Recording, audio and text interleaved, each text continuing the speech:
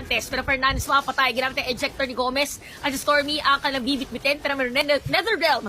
Galyantes ay patay na rin.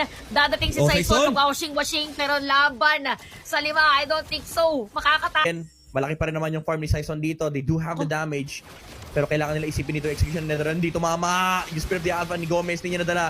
Yung Joy na nandito ng Pilipinas. Sinahabol nila ang Malaysia. Ay! Sipa! Wala kay Yums! Naku po Torres! Masyadong malalim. Nakasama pa rin yung pwesto dito ni Gomez. And sumipat ang likuran. Inaabot nila dito sa Saison. Wind of Nation mula kay Loyal. And ma-outlay nila dito.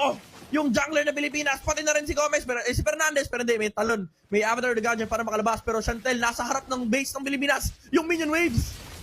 Oo, complete minion wave. By the way, dito sa Malaysia, even middle lane. So, 10 seconds bago mabuhay dito si Torres. Parang pwede natin i-tower lock anytime dahil merong malaking cart doon sa may bandang gitna. Grabe pagsibat para sa kanila. Netherrealm, ginamit na rin para ma-zone at mga players. Papasok si Saison.